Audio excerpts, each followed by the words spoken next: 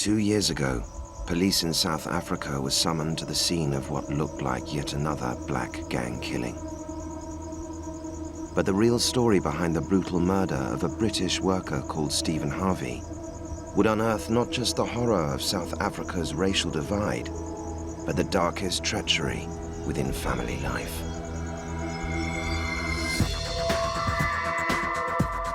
I saw Stephen lying on his face. There was a lot of blood. This was one of the most horrific scenes that I attended.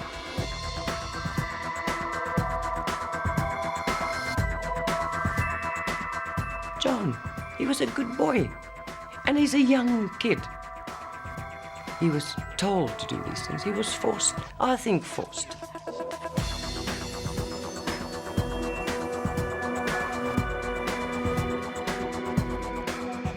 I feel Marie should be behind bars. Marie knew about this a lot more than what she's making it out to be.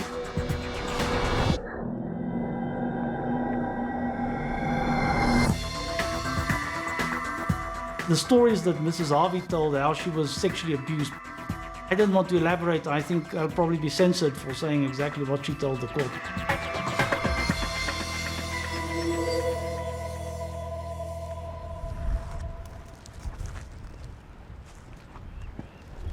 I can't believe this place is like this, really, I can't. They came in here because they used patio doors here. He sat on the bed as far as I can gather, and the black guy came in, and actually, I don't know, there was some more other fight, and that's when my father actually got stabbed and murdered. They found him laying on the floor.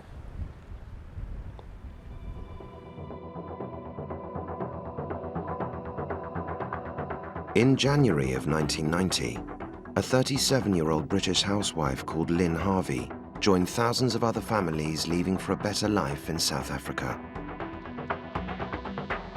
Lynn was eager to share the lifestyle of a white elite, prospering under apartheid.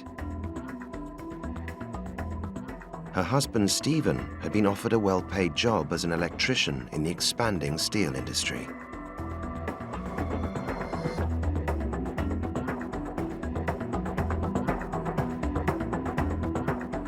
Lynn had 2 children by a previous marriage, John, aged 13, and Marie, aged 11. I was due to take a major violin concert, and my mother told me the same night I must take my violin back because we're going to South Africa. And that was it. We come over in summer, so the temperature was divine. It was exciting, it was new, it was something we hadn't ventured before. In the 80s and the 90s, there was lots of work. There was plenty of opportunity here. There was lots of work, especially for immigrants. He was a good electrician, so he had plenty of work. He was a good worker. Oh, my goodness, he was a good worker. He never walked into the office without saying, "Morning, Rita, how are you?" He was a very loyal, big mouth, friendly type of guy. The Harveys made a strong start, buying a remote bungalow outside Vanderbilt Park, an hour's drive south of Johannesburg. With its pool, adjoining land and local domestics, Lynn and the 2 children enjoyed the good life that came from Stephen's hard work at the steel plant. We used to go there the weekends, have a barbecue there, and have a few drinks. And we would stay there, maybe we would play Trivial Pursuit or something like that. They still had their native girls working for them. It was lovely. It was very nice. Life abroad improved relations between stepfather and the 2 stepchildren. Marie even called Stephen her father. My relationship with Stephen when I was young was nice. You know, we used to play now and again. If he wasn't too tired, you know, we used to talk. He had a lot of respect for John, and John also had a lot of respect for him.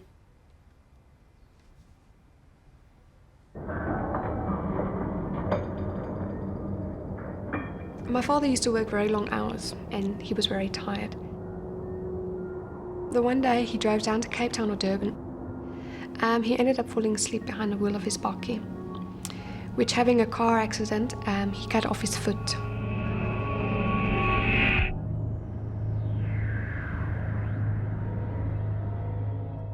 And Steve, well, since he lost his leg, he was different. He felt he couldn't do what he used to be able to do. He was the breadwinner, now he wasn't anymore. Because his leg was gone, he felt he was only half a person he was. And I think that did wind him up.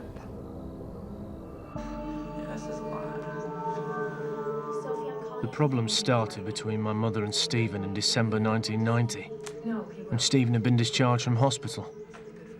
One night he wanted to go to the toilet, so my mother had to help him as he was still on crutches. When they came back, they were standing in the kitchen, arguing.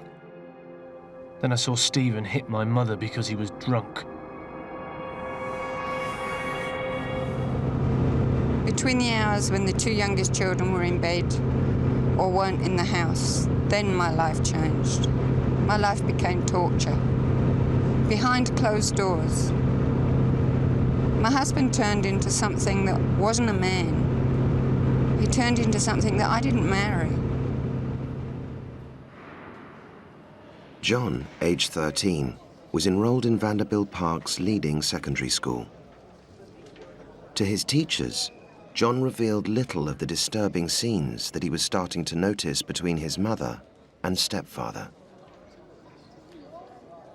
John came to the school in 1994.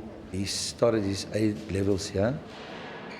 I had an opportunity to train John with a high jump, and he did an excellent job. He was the high jump athlete of the school. John was a very placid person. He was kind-hearted. I never saw him angry. I was a lot of times there in the house visiting John. Got a green Datsun and I went with the green Datsun there, and Stephen approached me and he was very aggressive towards me. And he said, "Yeah, if you don't move it, I'm going to stuff you up." So I thought, I was shocked. I told him, "Listen here, Stephen, I'm not here for trouble. Just leave me alone. I want to get in my car and I want to go." So I got in my car and I left, and I was afraid to go back there after what happened because he did nearly take me and punched me.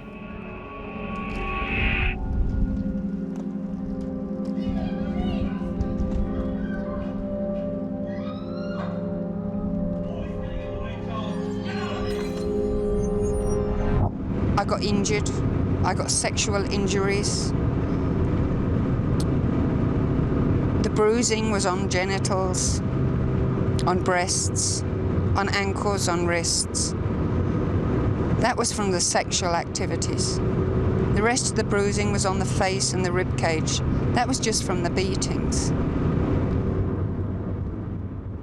John, he'd seen me with bruises. He'd seen black eyes. He'd seen cracked ribs and bruised ribs. He'd seen all that.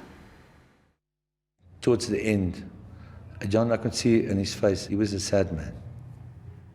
There's something definitely happened to John at home. One specific night, there was a lot of noise coming from the servants' quarters. John went and fetched the revolver and he let rip at the servants' quarters. And it was sort of darkish, and all you could see was, the gun was going off. It was firing flames. That led me to believe that maybe he could fire a gun on someone or something like that. Age 17, John dropped out of school and started working alongside his stepfather at the industrial plant. Soon after, he introduced his girlfriend Sonia and their baby daughter to the plot. To Lynn, the new arrivals offered unwelcome competition for her son's affections. She didn't want me to have John. She was jealous over it. There's plenty of times he said to me, "Well, you must go. She doesn't want you here." And he wouldn't stand up for me, He would just let me go, and just to keep the peace between him and his mother. It was just too close, mother and son, That was a bad relationship. To me, it was. John never did any wrong in Lynn's eyes. And Lynn never did any wrong in John's eyes. As soon as Stephen got home from the furnace, he became a completely different person to Marie and I. Aggressive and short-tempered. He had a sex fantasy which was to watch my mother make love to other men. I saw my mother with broken ribs and a lot of bruises. I used to tell her I would go and sort him out for what he had done to her. I think my brother got to a stage where he wanted to protect his mother, and he didn't care. I said to him, John, I can take no more. Please, don't you know somebody that can kill your father? He said, no. I said, well, see if you can find somebody. He did it to help me. I knew that I would have killed myself. Or if I hadn't done that, Stephen eventually would have killed me.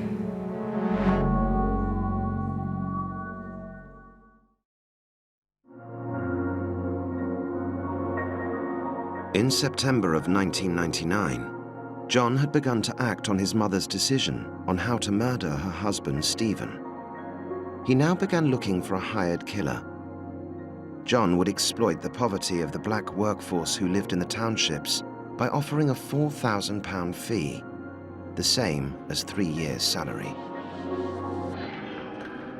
I spoke to a black guy at work to see if he would murder Stephen. I told him about the way my mother had been abused and that she was offering a large amount of money for the murder. He said he could not do it, but he could get a guy from the township to do the murder.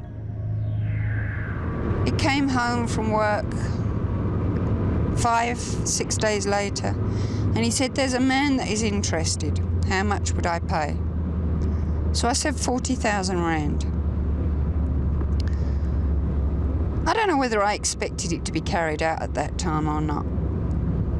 But I was still going through the beatings, so I still wanted it done.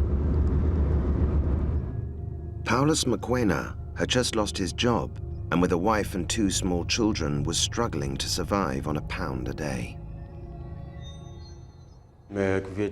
So that I could take care of all the needs of my family, I need about 1,000 rand a month.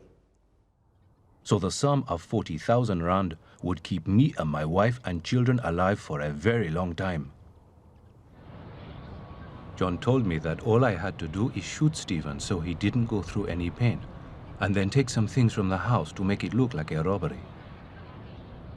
Paulus told me about an arrangement he had made for the killing.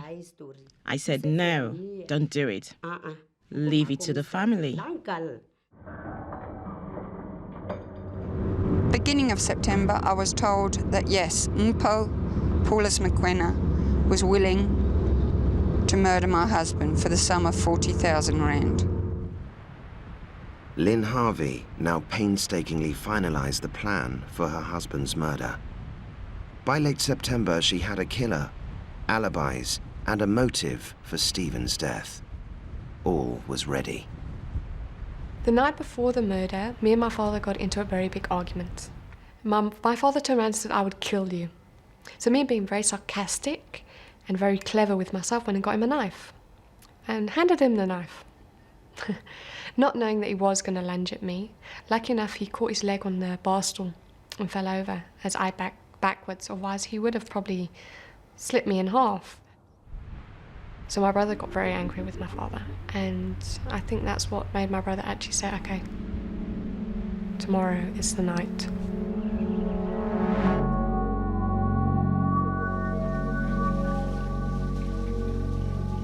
The morning started about 7:30. Stephen got up, ran me a bath. So I ran him a bath. The first thing Stephen did was open a beer. He never even put the kettle on for tea. He was angry still. He was hungover. The house was a wreck. There was glass everywhere. Even though we cleaned up most of it, we thought the night before. That morning, Paulus rang to say he wanted to see me. So Marie and I drove out to the township. We went there.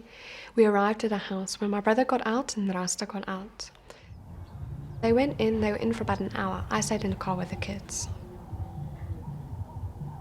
Powless told me he had a friend's car on standby, an unlicensed firearm, and that the murder could be done that same night.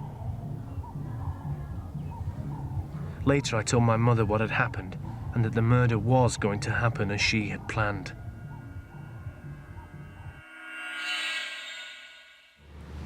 I got as much beer down him as I could. I planned to get him drunk, so drunk that he went to bed and didn't come to again.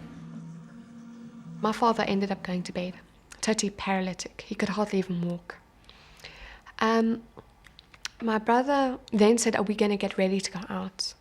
Then we all got ready to go out. We all went to Tamping bowling.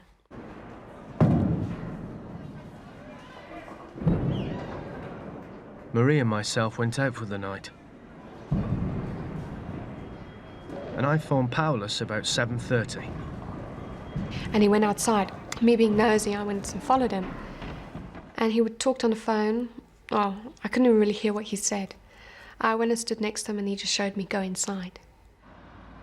I told Powless to go to the plot while my mother was waiting, and that Stephen, who had been drinking all day with my mother, was passed out on the bed.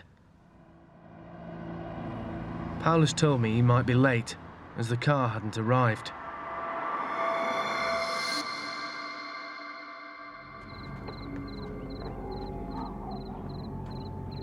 On the night of the 25th of September, 1999, I told my wife that I had to go out.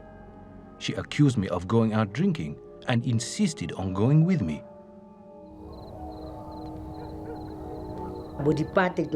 That night, me and Powless had an argument over the bicycle. He wanted to take the bicycle, and I said no. So, after our argument, we went to the plot together.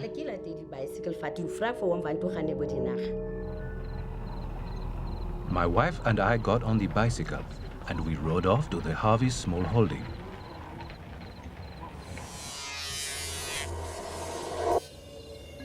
My mother phoned me about 8:30 and told me that Powless was not at the plot yet.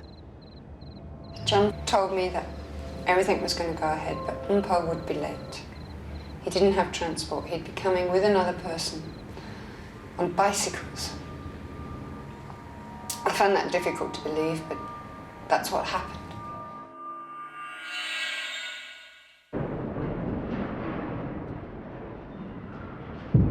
My mother phoned me again and asked me what was happening, because Powless was still not at the plot.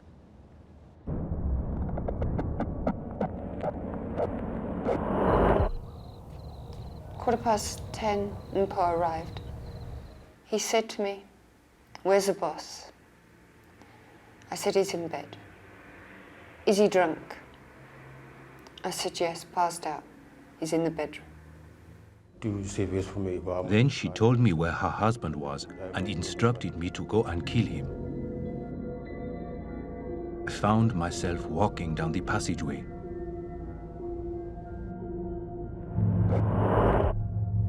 He was sitting on the bed smoking a cigarette, naked. He saw me. He was frightened and started swearing at me and struggling. He hit me with his crutch. I thought it was a big weapon to shoot me with, so I took my knife out and cut his neck. I found myself furiously fighting. He fell to the ground, bleeding. And when I left him, he was gargling the noise of a death rattle.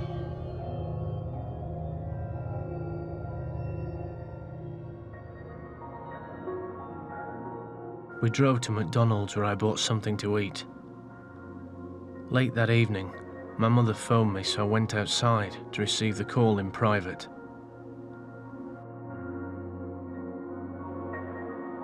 She told me that the murder had been done. He came back in, he was a bit white in the face, and I asked him, what's wrong? He said, it's been done. And I said, what's been done? And Karen said, no, Stephen's been killed.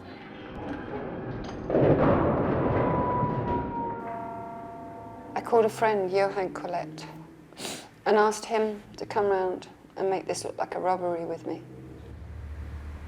He took the big TV and a computer. And she asked me to give her a smack or a klap. So I just went to her and, so she's gonna do it again. I then called the police. I told the police that 3 men had broken into the house. I didn't know where my husband was. I was tied up and they had committed a robbery. Yeah, she asked me to tie her up. So I just put a belt on her ankles and some of these curtain wires on her hands.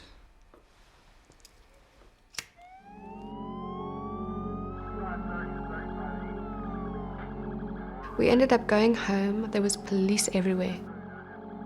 Police cars, policemen, paramedics, ambulances, you name it, they were there.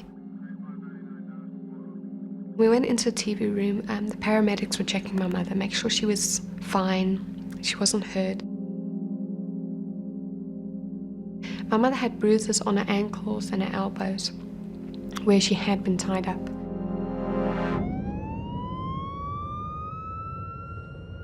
Then we were asked to board the ambulance so we can go to the hospital, so my mother can be checked out and we can all get some shock treatment. At the hospital, I was treated for shock. It's amazing. You can plan a thing. You know it's been carried out. But it still shocks you, the fact that you could have done it. That you could have allowed that to happen. That you planned it. That the man you loved is now dead.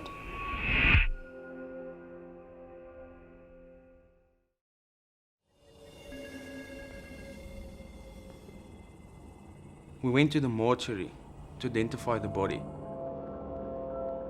Lynn started crying and shaking, and she slapped the glass door and said, "Look what the bastards did to my husband." And she was really crying. I felt very sorry for her. I calmed her at that stage and said, "Sorry, but we had to do this." But I've been told I stood there and identified that body. I don't remember that. I've seen photos. Oh God, I've seen photographs. Everything seemed so real. My mother it looked to me that she was really under stress. My brother seeing my father's body looked to me like he was really upset. Everything around me seemed so real. So I didn't say anything at that stage. Maybe there was really a break-in. Maybe I'm just overreacting. Lynn said to me, "Rita, they murdered Stephen." I said, "Who's they, Lynn?" And she said, "I don't know. Some blacks walked into my house and they tied me to the bench in the lounge and they put my cell phone under the cushion so I couldn't reach my cell phone to phone anybody." And she said to me, "Rita, it was so terrible that I could hear the thump, thump, thump, how they hit him there. And now he screamed." And she had her arms around me and she was sobbing so. I felt so sorry for her.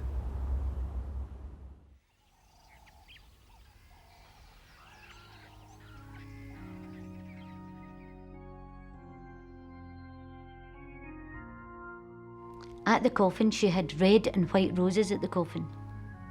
And everybody, not just the family, had to go there, take a rose and put the roses on the coffin.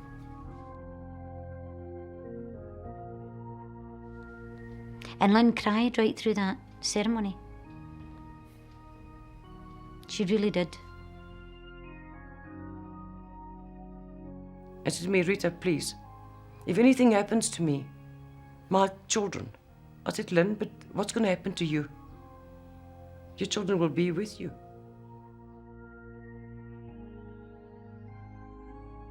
The coffin that Stephen in was just, I don't know what they used it for, but anyway, she should have done better than that. It was a second-hand coffin. It was all scratched to bits. Everybody was talking about it.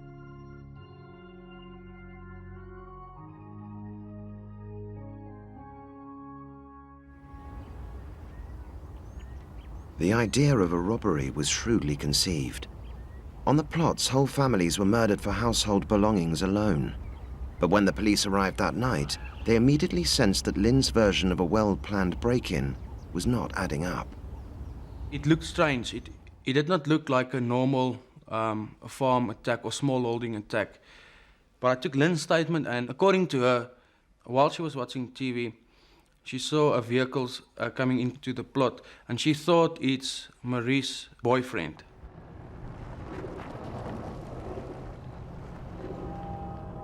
She said 3 black males got out, and she tried to close the door, and they caught her in the house. I told the police that 3 men had broken into the house. I didn't know where my husband was. I was tied up, and they had committed a robbery. I told the police that they took the big TV and a computer that we had then. I made a list. The police have the list. They took my wedding ring.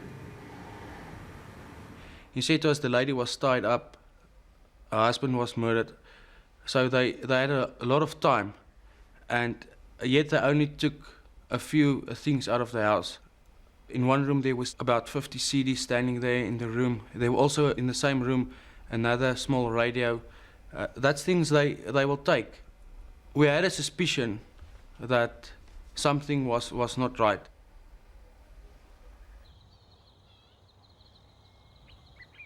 It was about 2 weeks after. Lynn had told us that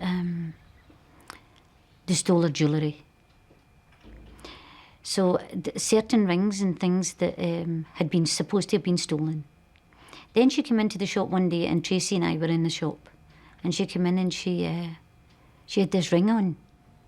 Tracy, my daughter, she says to me, "Mum, there's something wrong. That ring that Lynn's got on was one that was stolen." And I said, "No, I don't think so, Tracy. Where would she get it?" She says, "I'm telling you, Mum, that ring was stolen. Lynn told us it was stolen." She says, "And now she's got it on." When we went there, I saw her, and then everything, she was calm and relaxed and everything. But when we left, she walked to the car, and then I don't know, she wasn't the kind of Lynn what she was just 5 minutes ago. If someone makes a noise, then she used to scream, "Just keep quiet, just keep quiet." I told my husband, I'm sure that Lynn got something to do with Steve's murder. The community's suspicions were further aroused by the image police had of Lynn as a weak and vulnerable housewife. To locals, Lynn Harvey was a woman who displayed rather less timidity. Always very short skirts, and with the long legs from here to Cairo, and see-through blouses, tops, short hair, always loud mouth. That was Lynn. Lynn Harvey drank about 24 beers per day, plus minus. She always drank Black Label, and because of that, we called her Mrs. Black Label. She always came about at 10 o'clock, and she left about just after 2 when the kids came out of school. Oh, plenty drink. That was brandy, that was whiskey, that any kind of drink, and that was a big bottle of champagne. She always had alcohol in her house, and she had what do you call them? Small bottles or different things, and it was sort of a taste this and taste this and taste this, and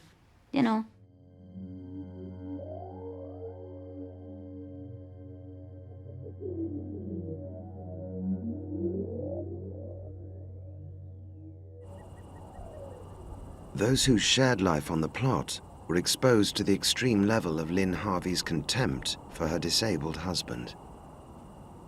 She's had relationships with lots of other guys, especially Marie's boyfriend. She used to do it with Marie's boyfriends. Marie will go somewhere with me and we'll come back.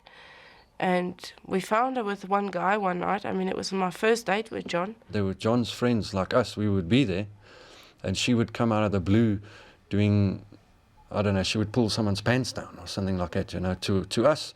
Okay, maybe at the time it was a joke, but after, about the 10th time, it does get a bit, strange, With the family's economic decline, Lynn Harvey's behaviour had become drunkenly aggressive. She struggled with a business selling beer to the locals, and it was Stephen who became the target of her anger. He used to sit there and have his drink, and then she would come and tell him he's pissed. And he's lousy as a husband, and he's not a good father to his kids.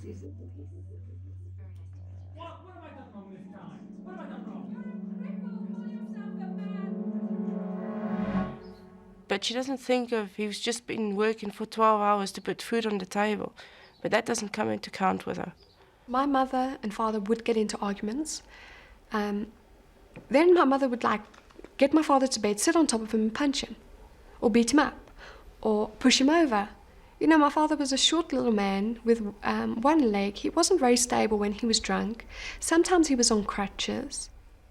One day we were up there, and Stephen was sitting at the bar on one of the bar stools, but he'd taken his leg off, and she kicked the stool away from him. And I thought it was disgusting. I thought that was disgusting. All the people I speak to, friends of the family, I speak to, her actions, I could see that she was a very dominant person, and she ruled the house. Lynn used to talk to us. She used to call us into a room, all of me and the kids and everybody. I mean, the kids were only small then. And she used to call us into a room, and she would tell us what he did to her, or what she wanted him to do. It's like with the banana. She would tell him to put it up there, and she lost it. So that's what she said to us. She lost it. She would go to the doctor and says, he made me do this and he made me do that. I mean, it's all things that she's asked for.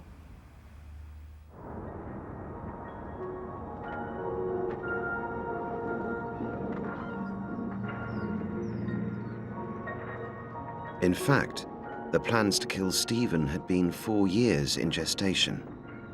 Denied the life of leisure that she had hoped for, Lynn had grown increasingly frustrated. There was one where my brother's girlfriend would sleep with my father. My mother would go in, take pictures, and end up shooting my father in crime of passion. She came to Escort one day where I used to work, and she came in there and she said to me, "Do you work with these blacks in here?" And I says, "Yes." She says, "Listen, do you think one of these blokes would kill Steve?" Then again, in 1999, she started once again up with the plans of having my father murdered. Me thinking it was a big joke. You know, she tried this like many years ago, and even though she said he's not going to come home, he's going to be dead, he always did. Police were discovering more. That the murder itself didn't bear the hallmarks of a well-practiced gang killing.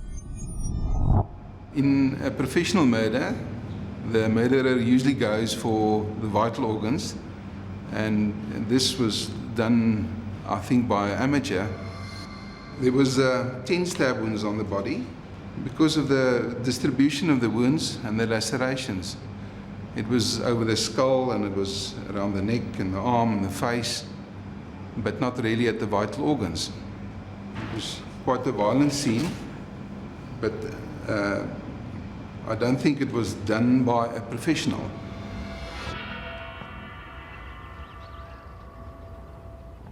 During October, the police put an announcement on the radio offering 5,000 rand for any information leading to the arrest of Stephen's murderer. My mother then told me that if I saw Paulus, she would raise his money from 40,000 rand to 60,000, paid in 10 installments. My mother was scared that the police would catch on that she was paying someone off. I felt really guilty. I felt very, very bad when I got into bed that night. I just couldn't console myself. I never would have thought I could have done such a bad thing.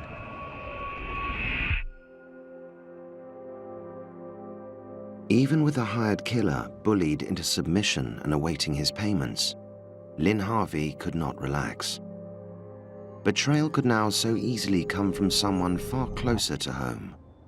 Someone looking for revenge after years of abuse. My brother was the apple of our eye. He could never do anything wrong. So he got a smack now and again. But my smacks they went from the behind to the face, to the arms, to the legs, to pulling the hair, to hitting my head against the wall by picking me up by my throat. Marie just phoned me sometimes and said she can't come to school because she had a black eye. They were in a fight the previous night or day, and she's not able to come to school. During the time she was hitting me, I was cutting myself with razor blades. I felt, to take the frustration out of myself, I felt it was my fault. My mother put me in this mental institution when I was 15 years of age. To this day, I still don't understand why. My feelings towards my mother through this whole time, I feel hate towards my mother for what she did. I feel it was vastly unfair for putting me here. If she had just stopped what she was doing and stopped with her drinking, maybe things wouldn't have ended up with me ending up in a mental institution. I wouldn't have cut myself. But it was her that did it to me. My mother put me in this flat with my 2 children, my fiancé. I feel it was to keep me out of her way, to keep me away from her drinking, and to stop my children from making a noise. I had no hot water. There was no ceiling board, so in the winter it was freezing. If I look at it now, I can't believe I actually stayed here, that my mother put me in a place like this. Marie was the weak link on the night of Stephen's murder. She had seen John on the visit to the hired killer, but had stayed in the car. During the course of the evening at the bowling alley, she had witnessed her brother's phone calls to Lynn. And then, only a few hours later, had been told the news that Stephen had been murdered in a robbery. I walked into the kitchen with my mother and my brother saying, okay, with them saying about the murder, and then I only found out afterwards that it had actually been them. They had just confirmed what I was suspicious about. Then my mother told me that my father had screamed out her name before he was murdered. Why didn't she stop it? Why couldn't she stop the pain that my father was going through? Why did she have to do that to him?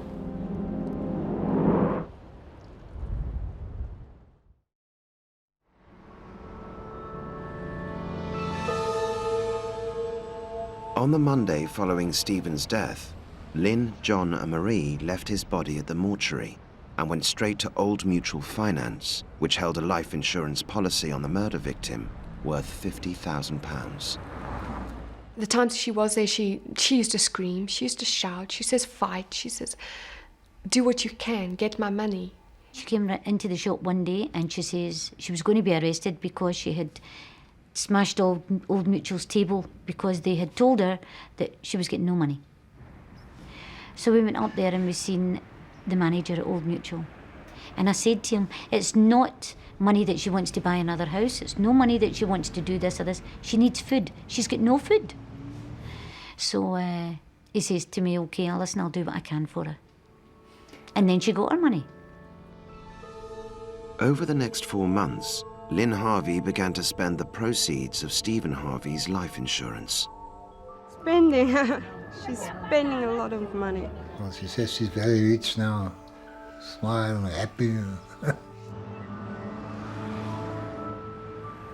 I bought my 21-year-old daughter a house. A very, very cheap house. I loaned my 24-year-old son 10,000 rand to buy a car. Lynn started spending dramatically. They were at Edgar's. She bought dresses for Marie. Lynn bought cell phones. She was buying computers. Computers for the and kids. The TV. She was going haywire. She was buying new TVs. She was buying video machines. She was buying stereos. She was going mad with the money. An estate agent showed a confident Lynn Harvey the homes on Vanderbilt Park's most prestigious address, called Millionaires Row. Lynn's life of affluence had begun.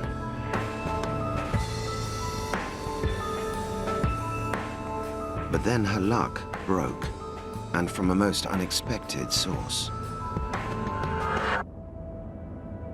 During December, I received a phone call from Stephen's brother. He said to me, listen, we're going to send you a fax that could help you in your investigation. The fax informed police of the approaches Lynn Harvey had made to Stephen's pension funds. And it detailed the large amount she had already received. R500,000 from Old Mutual Finance. In South African terms, 520,000 rands, that's approximately 50,000 pounds, is a great deal of money because you can buy a house, possibly 2 houses with that sum of money. So to them it was a princely sum, and they were willing to stick their necks out to get that money. Crucially, the family in England had learned that Lynn Harvey had brought up to date payments on Stephen's life insurance just before he died. The policy was behind, it was in arrears, and it would have elapsed if the deceased died, if Stephen died. So she deposited 3,852 rand, and she brought the policy up to date. Police were closing in and tightened the net first, not on Lynn Harvey, but on her co-conspirators. Lynn nearly drove her car through my door. She came to the shop and she says, Alison, give me 50,000 rand. She says, because John's been arrested and he's admitted to killing Steve. So I said to her, Lynn, if your John killed Steve, if he admitted to killing Steve, then you know all about it. You know about this. My brother was first arrested and he pleaded guilty of doing the whole crime. He said it was him. If they left me and my mother alone, then he would plead guilty, which he did. John's confession yielded up the name of his hired killer, Paulus Mokoena. The next morning, police entered his township. Inspector Stain found me with a knife that I was using to repair the television. And he told me that I was holding the knife that had killed Mr. Harvey. And I said, yes. We had no problem with him. He confessed from the beginning. He then gave a confession to say, but listen, Lynn Harvey is involved. The next morning, I found a plot and Inspector Stein answered the phone. And then he said to me that the whole family's been arrested and they've all been suspected of killing Stephen.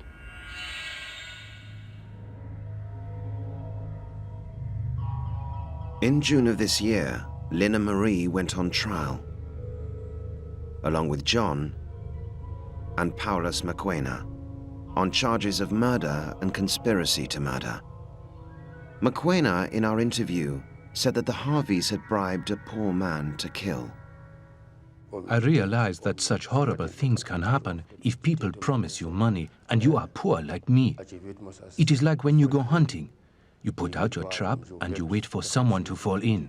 I found myself in that situation, the person caught in the trap. Mr. Mokoena entered the house, attacked the deceased while he was not wearing his prosthesis, for instance, at that stage, and he stabbed him a number of times, very viciously, in fact. If he'd refused, for instance, Mr. Harvey would still have been alive today.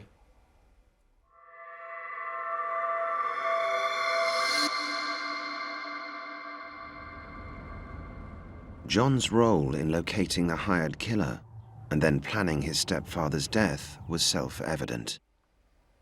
But he refused to say that his mother had wielded a powerful hold over him. My mother's very persuasive, and I feel that she persuaded my brother and manipulated him into doing what he did. He wouldn't have done it if he knew what was actually really happening. I don't think he was really in it just to help his mother. I think he had another agenda, and that's namely that he wanted to benefit from the commission of the crime.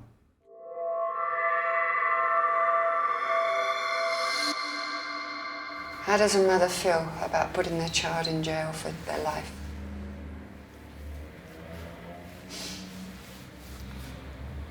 That's a question that is very difficult to answer. Lynn Harvey's defense in court rested on destroying the reputation of the man she had murdered. She said Stephen was a person that had different sexual desires. He used to beat her up, and she could not live with him anymore. By that time, I knew Lynn, and I knew that she was trying to get herself out of the whole thing. Finding witnesses to condemn Lynn Harvey was problematic, and her acquittal looked possible. That was until a volunteer came forward with damning evidence. I know that the beatings that my mother said she got were not true. I know he did not sexually assault me, and my mother wanted me to lie and say he had, which I couldn't do. I couldn't do that to his name. Police believe that Marie had known about Stephen's murder in advance and then had stayed silent for 4 months. Becoming a state's witness was Marie's best hope of avoiding prison. It seems to me like she has got revenge on me. You know, she'll phone me and she'll tell me, her words were, "Mummy, I phoned you to tell you I love you so much and I miss you so much. But maybe it's better you get life."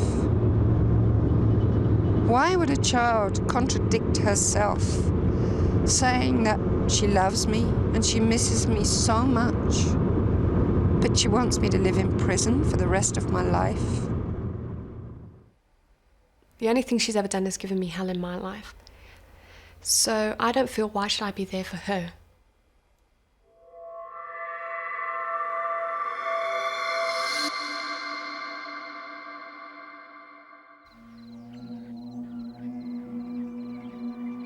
The court concluded that Stephen Harvey's murder had been caused by a family's overwhelming greed.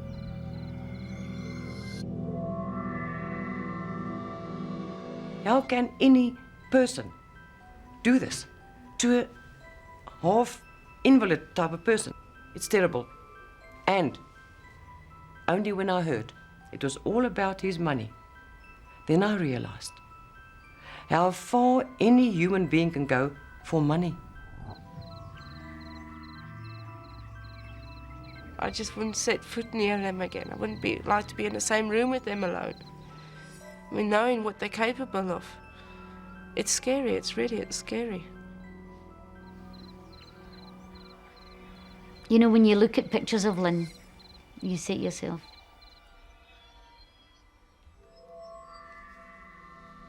they say money's the root of all evil. And right now I quite believe that.